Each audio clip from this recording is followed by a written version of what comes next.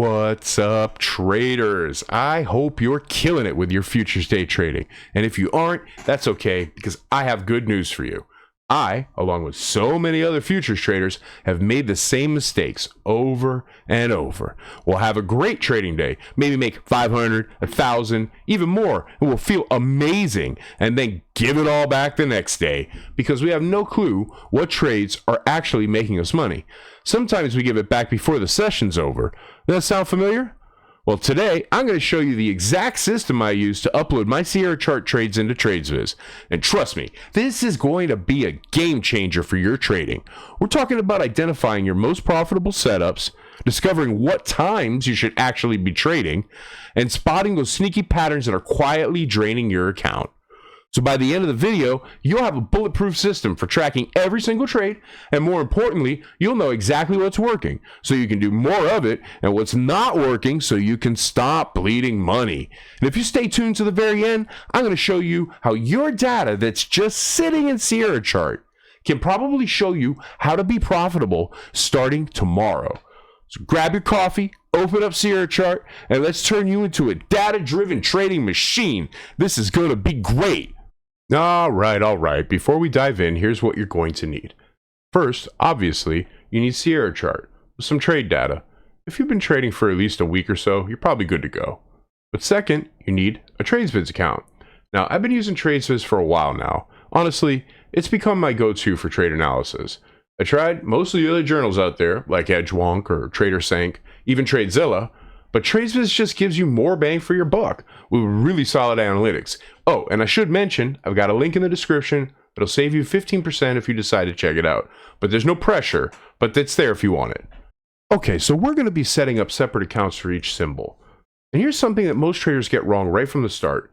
They dump all their trades into one account, and it's a big mistake. Like if you're trading NQ, CL, GC, ES, whatever it is, like most of us are, you need to set up separate accounts for each symbol in Tradesviz. Why?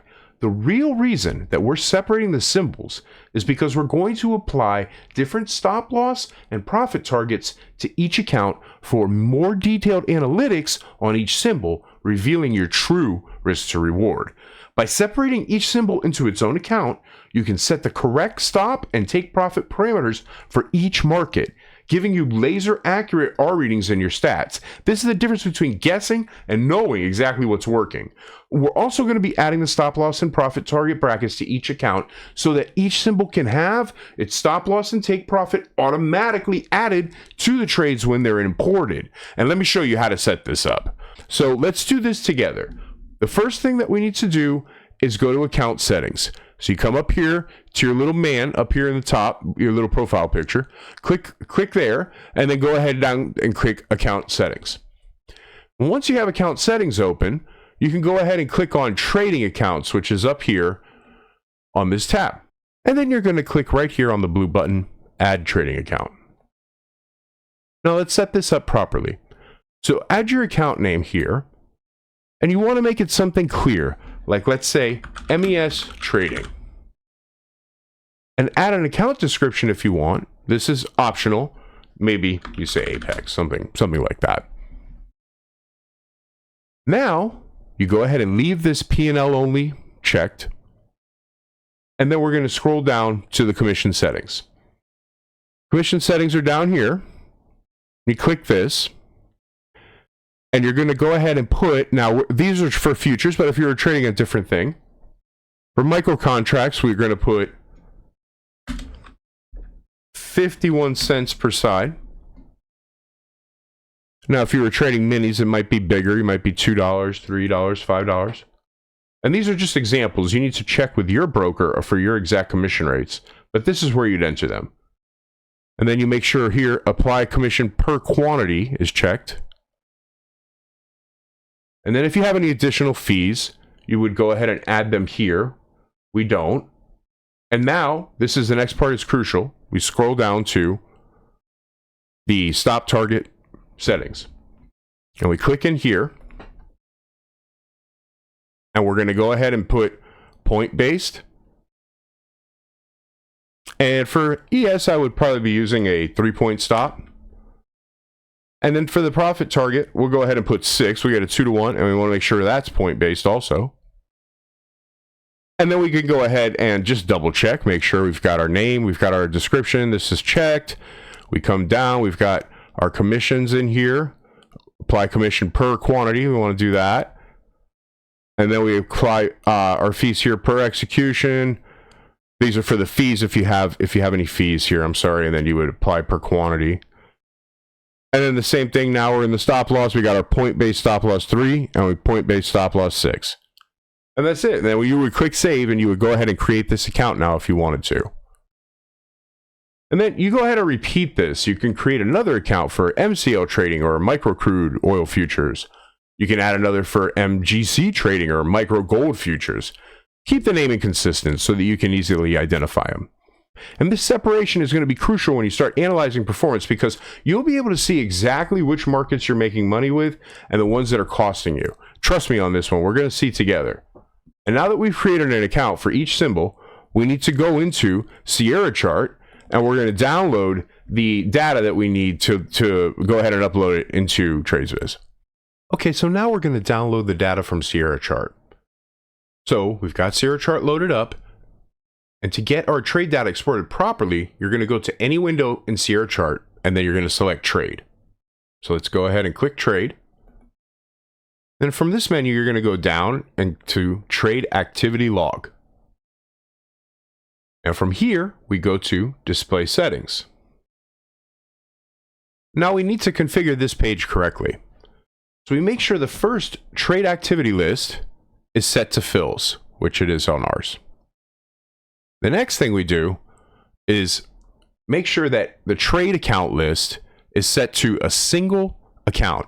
If you're copy trading, it's best to set this to just one account and look at the stats from one account while you're making decisions based on your data.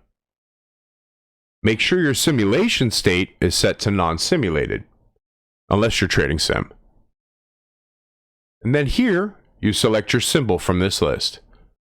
Ours is currently trading with MNQ.CME. This is the MNQ U5 CME contract.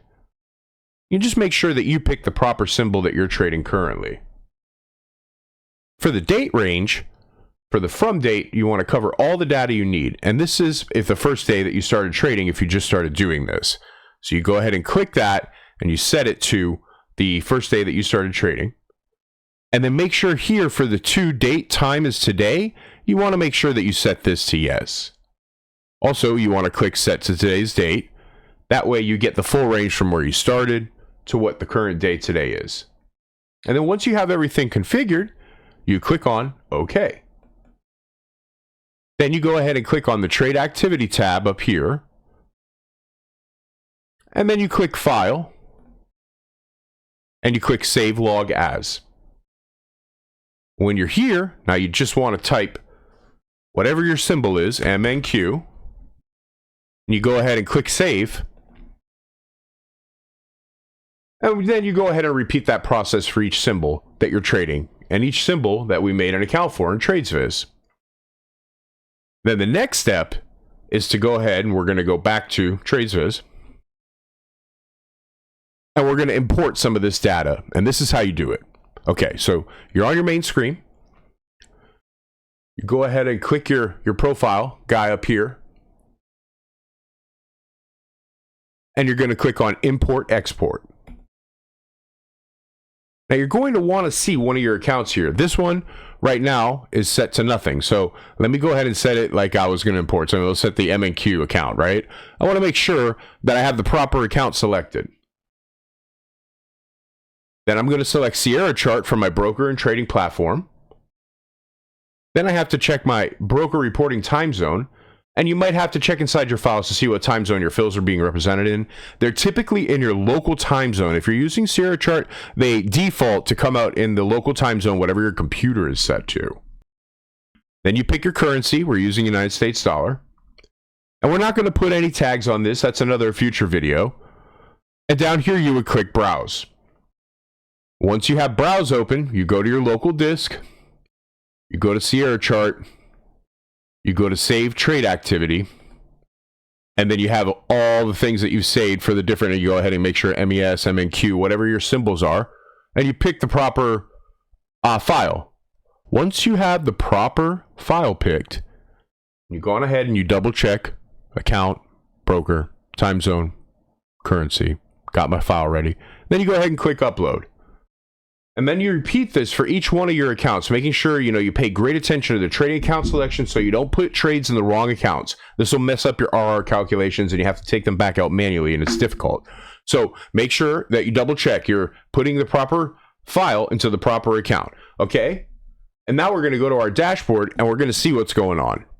So once you go back to your dashboard by clicking up here in the top left, you're going to see that your imports have come into your trading folders now, into your trading accounts. So if you look here on my drop down, you'll see that I have both MNQ selected, MES selected. I also have a demo account that I'm doing paper trading for, a retirement account.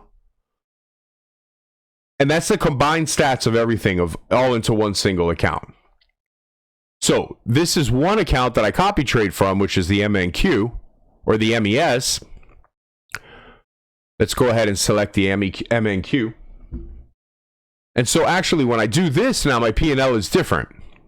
And this is one account that I copy trade from. So my actual P&L is much different. But we don't want to look at it that way. I mean, sure, it's fun to look at the big numbers when you're copy trading 5, 10, 20 accounts with a prop firm like Apex. But when it comes to looking at our stats, we want to get as granular as possible. And that's why we always recommend to students or whoever I'm talking to that you only use one account to do your calculations on. So one thing I can do right away is to click on one of our accounts. Let's just see just the MES trades, right? So this is MNQ here. It's pretty decent. This is over the past since the beginning of May, right? That's pretty nice. And then if I take the MNQ off and I put MES and we apply that, you can see that it's a whole different story. I am not trading profitably in MES right now. So this is something that I can look at and I can try to figure out, okay, what's going on first of all? Is there a way that I can change this? And there's another option that I have is to just remove MES from my trading altogether because my MNQ is so much more profitable and this MES is dragging me down right now. Okay, cool. So also, if I just blew your mind, please hit that subscribe button and click the like button. Because I'm going to go a little deeper here. I'm going to show you another way that you can find out more about your trading. I mean, look at this. I didn't even do anything yet. All I did was take the data I already had, I put it into Tradesviz, and I already figured out one way I can boost my bottom line like tomorrow. All right, moving along. I want to show you another way you can find out how to become profitable instantly. Let's go ahead and leave MES checked. I'm going to go ahead and click Trades Analysis, and then I'm going to do Profit and Loss Report. Now, the first part of this report doesn't matter because it's just the average price range. The MES is always up there. It's just not going to help you. But down here, I have the average P&L versus volume range. And you can see that I'm not profitable on the 10 to 20 lot range. Over here, these numbers here are pretty bad when I start getting past 5, 10 to 20, 20 to 50. Though I can't imagine I've ever put 50 on, but nonetheless, you can see that when I size up, I'm having trouble, and this is to be expected, right? When you size up, you're going to get slapped in the face. That's just the way it is, and then you got to get back on your feet again, and then you try to size up again, and maybe that's the time that you can get through, right? So now I know the reaction would think like, oh, he got mad and sized up, which is true in most cases. And if you have that problem with revenge trading and sizing up, you pull this report up and see this massive red bar like this. And I hope that it will be evidence enough for you to say, oh, wait a minute. Hey, I need to stop this.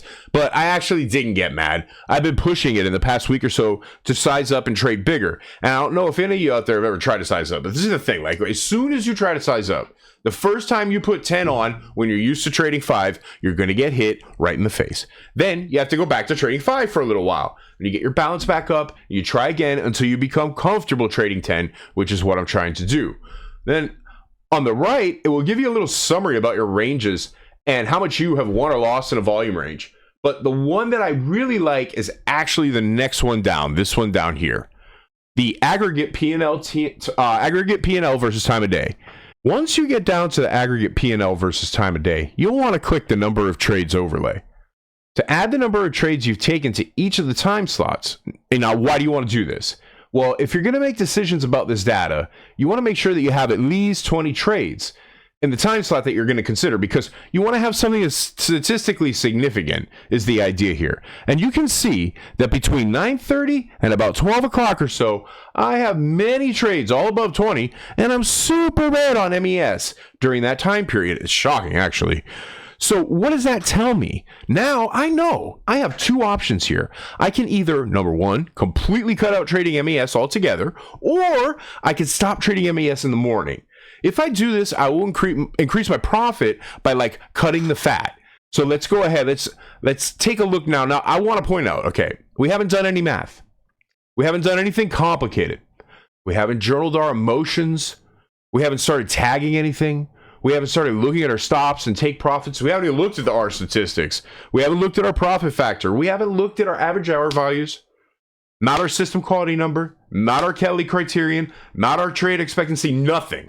We literally uploaded the data and looked at the dashboard and one single report.